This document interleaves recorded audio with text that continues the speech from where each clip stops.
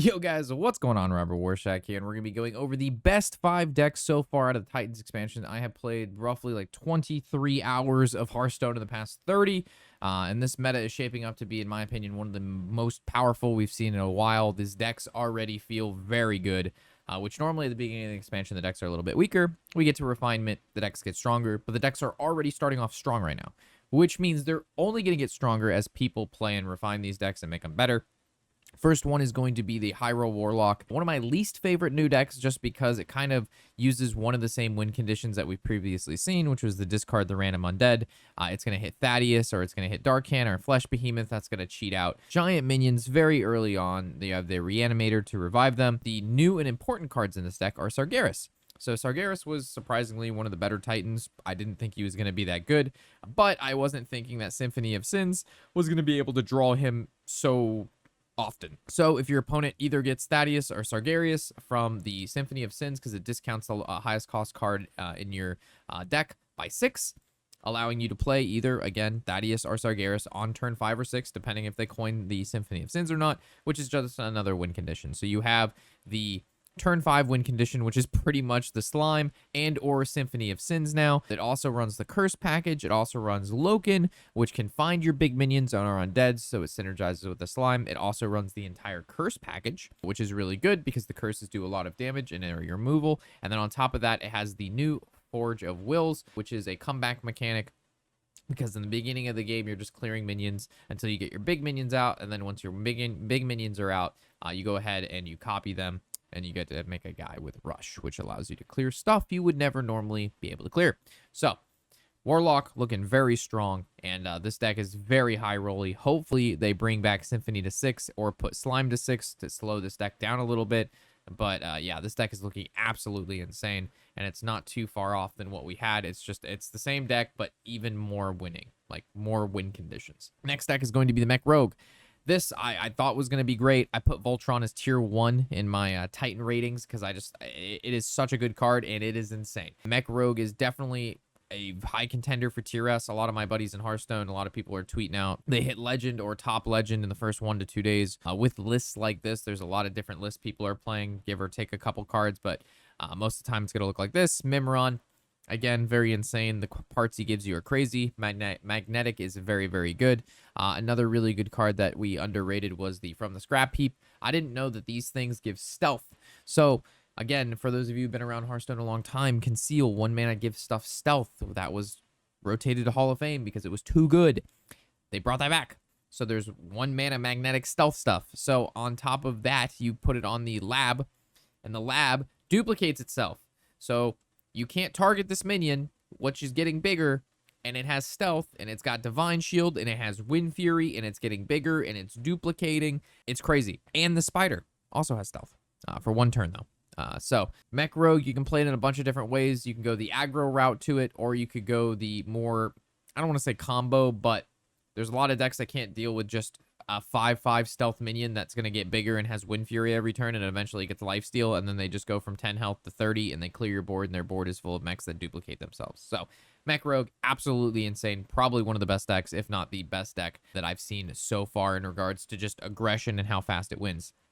Next is going to be the Relic Demon Hunter. This got a couple new cards in the package, like the Runic of Adornment, which allows you to find more relics. Earlier today, I had some guy find Phantasms out of this, and then drew both Phantasms in the following turn, and he had basically a full board of like 4/4s, 5/5s, 6/6, and 7/7s of the Relic guys on like turn 4. It was absolutely ridiculous. So this deck still pops off. More ways to get relics. You also have the Juan.